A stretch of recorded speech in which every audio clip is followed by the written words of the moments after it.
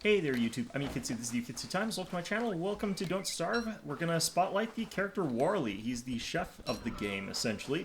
Now, this is an interesting character in some ways, but he's also fairly standard in many other respects.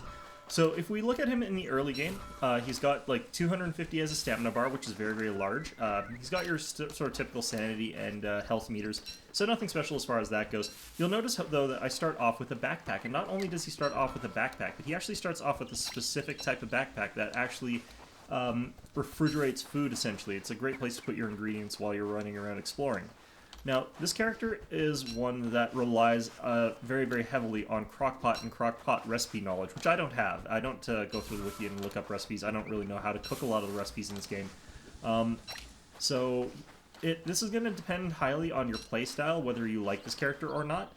I can definitely see the potential for him, and if you're the sort of player that actually does really like using the Crockpot and creating a lot of different things instead of making the same sort of thing every day, this is going to be right up your alley. This character is going to be great for you, and I think that there are a lot of people who do play like that. It's not my particular playstyle, though, since I prefer creating those gigantic monocultures where I've got lots and lots of bees, I've got lots and lots of meat, and I've got lots and lots of dragon fruit pies. And he doesn't really thrive in that sort of situation. He doesn't really gain any huge benefits if you're doing that sort of monoculture. He thrives if you can create different things, and there's a couple reasons for that. First of all, one of his traits is if he eats food that is raw, he gets a really big penalty to the amount of satisfaction that he gets from that. So if I were to eat a berry, I would only get, like, I think 4 stamina or something like that from that berry. We could probably go find one. Excuse me. But if you cook the berry, it gives it a little bit more of the stamina back, so he loses less, but he still loses some.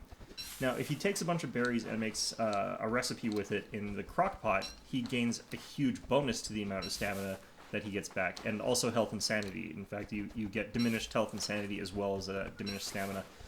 The next thing is that if you've got a penalty to a food, and it's like a raw food, you get a big penalty to it. So if you eat like a red mushroom, instead of dealing a little bit of health damage, it does a lot of health. Well, they actually already deal a lot of health damage, but you'll get even more health damage. If I were to eat like this raw berry here, we can go ahead and look here. So I've currently got 217 stamina, probably going to count it as 216. It's gone up to 223, and he makes a comment that he doesn't like it. Now, the next thing that we can do here is show you here. We've got 222. 227, and he says I'd prefer some variety. So that only went up by 5. So let's go ahead, it's at 226. It's gone up by 5 again. If I could find another berry, we could keep doing this, and it drops like all the way down to 2.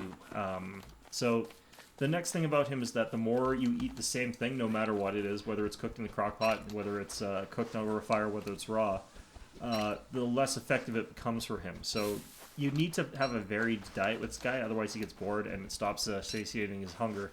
So not only do you have to use Crockpot recipes, but you have to constantly be using different Crockpot recipes. Now, you can use the same recipe across a time span of like every second day it resets approximately.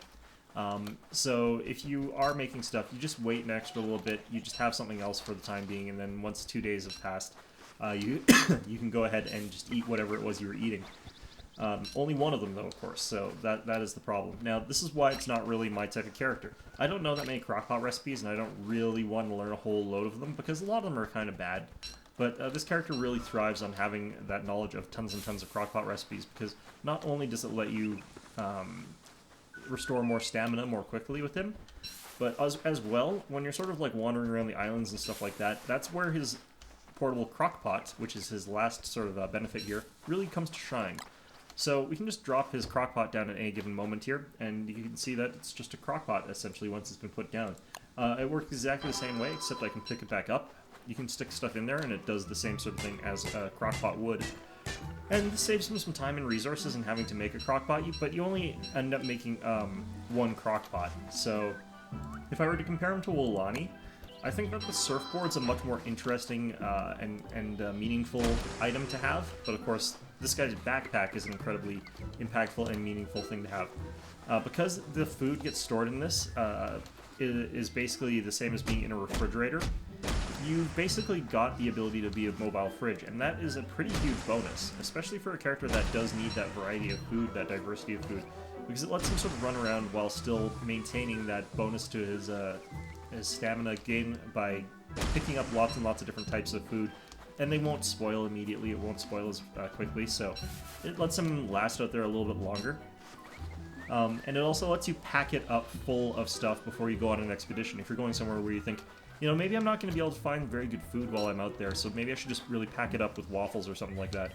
And then you can go with your backpack full of waffles and eggs and bacon and whatever your preferred choice of stuff is. And you can just sort of adventure out with that sort of setup there, and it won't go as bad as it would with anyone else because yours is refrigerated in your backpack. That effect can be quite strong and quite useful when you're traveling out there, or you could even fill it up with jerky or something like that and then use those for meaty stews across a period of like 1,000,000 years before you run out of those. Now, of course, actually having all that means that you've established a base or something like that, but that's fine. Even at the lowest point where you've repeatedly eaten them, meaty stew like gives you enough stamina that you will be able to live off meaty stews just like every other day or something like that. So you don't have to worry if you're doing stuff like that, but ultimately it's just a preference thing. Now, the reason that this is not my particular type of character as well is because I think that the strongest way to establish a base is to create strong monocultures using like bird cages, honeybees, and dried meat farms. And this character doesn't really thrive in that environment. Now, if you're in the late game, you can still do that. Like, the penalty towards doing that with this character is minimal. But similarly, by late game, his benefits and his bonuses have practically gone away. You'll have a bunch of fridges, and you'll have Crockpot. Like, so the actual established base, it doesn't really change how this character plays at all. So you run into this sort of situation where later on, this character doesn't really have any sort of niche that he fills that's all that interesting. By contrast, Wolani is still capable of exploring little islands pretty effectively because her surfboard lets her go to those lakes, get across them pretty quickly, and lets her sort of do that without having to build those big fancy boats. Later on, she's also, since she got that lower sanity drain, a little bit easier to manage stuff. But, you know, even then, she's a pretty standard character. It's just that this one, you know, you're probably going to find yourself busy trying to figure out recipes a lot more often, which I think that, you know, is some players' thing. I've said it before, you know, just this, you'll know if this is your character or not, but it's not mine. Alright, let's go ahead and get a machete and get off this goddamn island here. There we go. I'm also not entirely sure what instrument he is, but sounds kind of like those metal drums, but I'm not really 100% sure about that. Alright.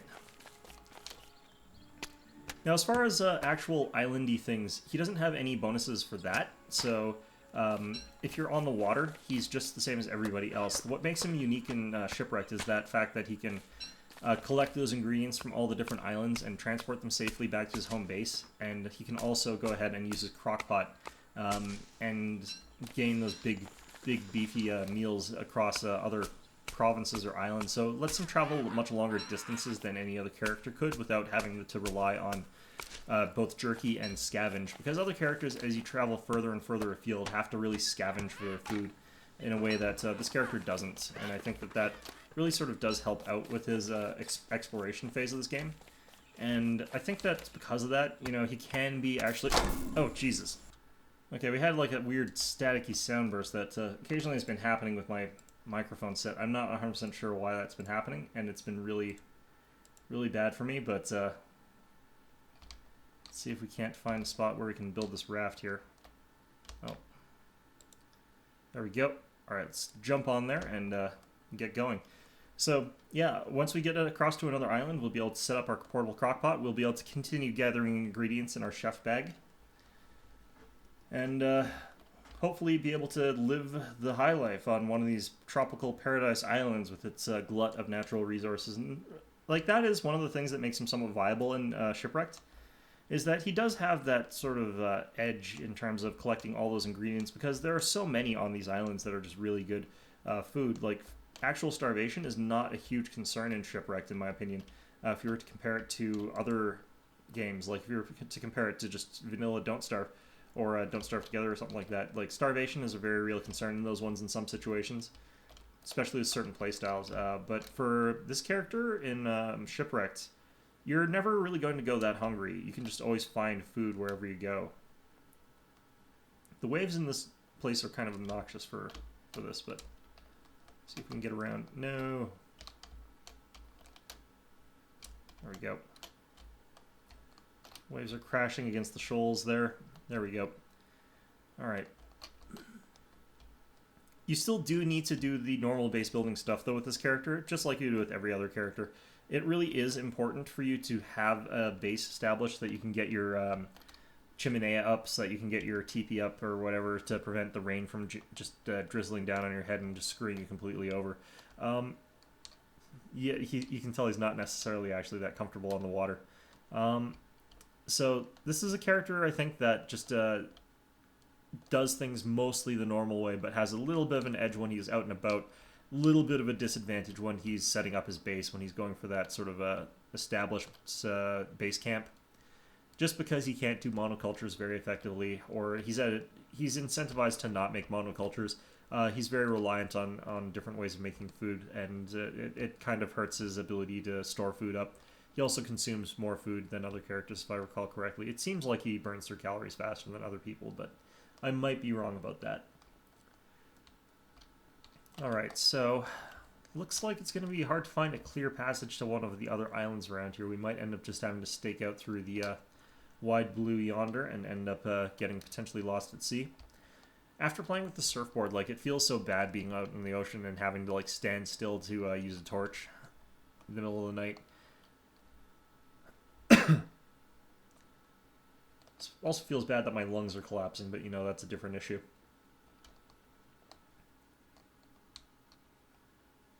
Okay. Wow, this is a really wide reach out here that just does not have any land. Alright. We're actually going to probably end up lost at sea or something like that. This is why I like Willani actually so much in the early game. Even though she has like no real lasting benefits, that ability to use a torch just early on with your surfboard is such a fun way to travel by contrast to these sort of like rowboats or stuff like that. The fact that she has such a good benefit on the waves makes it really easy to just be like, well, the waves are going this way, I guess I'll just follow them and just head along that direction with her. But oh wow, there's no well, there's a little more space here to look for a gap.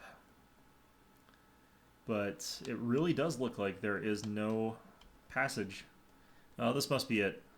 I don't know if it's actually guaranteed for there to be a passage spawning between the islands, like a clear passage. But, like, you don't actually have to take them. It's just that there's a lot more dangers and a lot more risks on the high seas. Actually, this I don't think...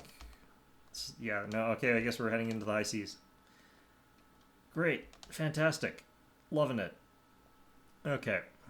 It's especially bad because it's almost night. If we don't reach calm waters pretty soon, we're in deep trouble, guys.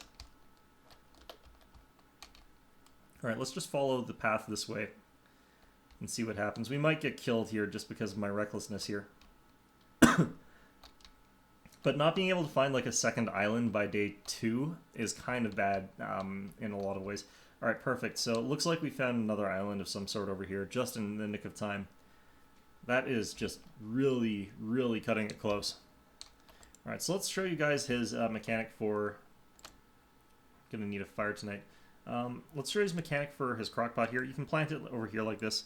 And we can go ahead and open it up, toss in some ingredients there. We're gonna make fish sticks. This should make fish sticks.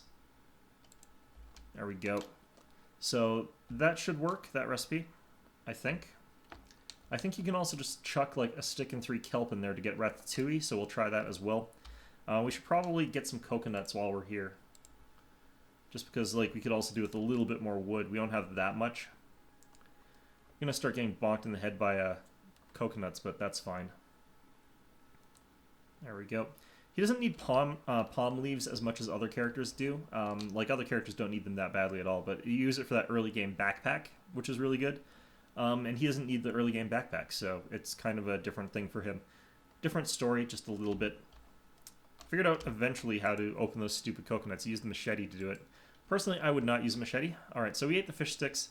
got a huge bonus to there. If we made another set of fish sticks, though, they would barely give us anything, so it's not worth using the recipe at that point in time. Let's go ahead and chop. Actually, I don't think you can do roasted coconuts or coconuts either way. Let's go ahead and hack these open there. So you just use a machete like that. And I don't think we can toss in coconut. Oh yeah, you can. Okay. And we'll try it like this. Can I do filler? I'm gonna find out if I can do filler. This might turn out to be wet mush. This is what I was saying. I'm not good with recipes, guys. I could also go ahead and show you the... oh yeah, that's goop. Alright, well... This will give me a chance to show you the other effects of this. Like, I ate the wet goop. No penalty. It's like, arg my stomach, but no penalty. Alright, so we gained a tiny bit from that thing there. So, I guess we'll have to go ahead and do this again. Which means that he'll complain about the fact that we're eating repetitive, boring things here. But we're going to leave the crockpot over there. Try not to forget it. There are plenty of times where I forgot my crockpot just on an island, and I'm like, where'd my crockpot go? And it's like, oh no, and then I have to go all the way back and get it. Which is a really, really bad thing to have to do with this character. Oh look, Pigman.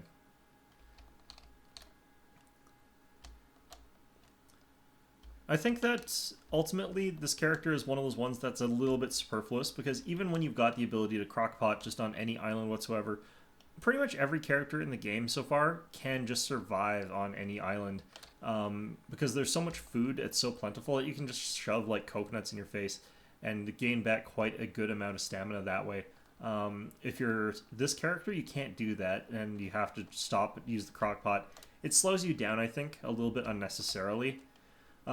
So realistically, his only definitive advantage is this backpack that lets him collect up those ingredients from long distances, bring them all back to his home, or to bring them with him on adventures. Stockpiling up for adventures actually is probably his big strength and his big calling. So I would say that if you're playing as this guy, just stock your backpack up with really good portable items, and just go out on an adventure with your huge backpack full of meaty stews that will last as though they were in the refrigerator. I don't actually know if the rate of decay slow is as much as if it was in a fridge, but it is pretty high, so it can definitely be used to get longer distances before that. I wonder actually how viable that sort of playstyle is ultimately, though, because you get these seasonal changes and those seasonal effects where eventually it's unviable staying on the same island, or not staying on the same island, rather, because you need to have your islands with like infrastructure and stuff like that.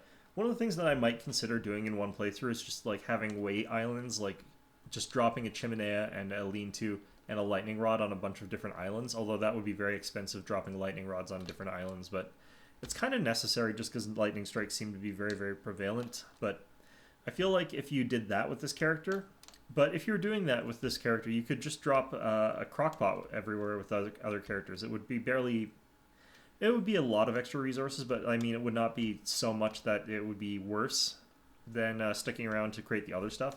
But this would let you like sort of travel further off. Instead of having like one main base, you would have like a hub of sort of closely related forts or whatever that you could go to just to get out of the rain, get out of the unpleasantness, get out of the wind for the night. So I guess you could try playing it that way. And I guess that saves you a little bit of resources, a little bit of time playing as this character as opposed to those other characters, because you can bring your crockpot with you, you can bring all those ingredients with you. And I guess it also helps in the sense that, like, if you did do that strategy where you're just building up lots of little bases everywhere, normally you would not be able to put a fridge on each of them, because not only are the gears quite rare, but even if it's in a fridge, it'll rot by the time you get there. So I guess being able to bring your entire fridge with you just constantly, that would be a very, very strong effect for this character. But even so, that's not really the style of play that I would prefer having. You know, I would actually not mind just having farms in all those places. That could potentially be good. Although I guess it would sort of rot away, or it would be eaten by monkeys, or there's a lot of different problems with having farms in all those places. So I guess I couldn't even do that. Yeah, excuse me. So yeah, I guess that really is something that he can do that no other character can. It's a playstyle that no one else could really do. And, you know, I've just sort of thought of it because I don't want to play that way. That's not really how I like playing. I like having one really big, elaborate base camp that sort of has everything I could ever need.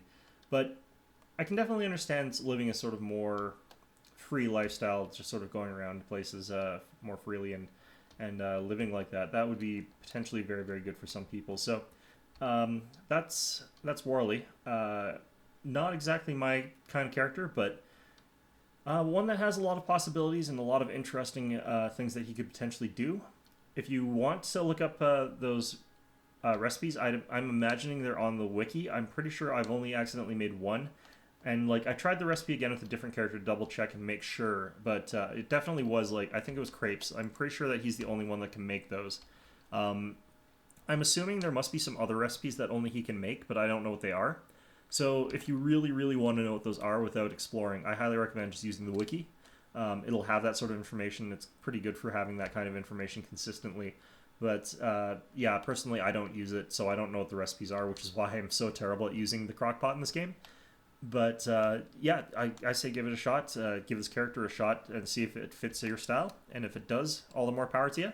Personally, I'd prefer to stick with Wendy and Wolani and those sorts of characters in the islands. But I can definitely see the appeal of this character for other people. So anyway, I hope you found this episode enjoyable. And, of course, as always, I hope to see you all next time.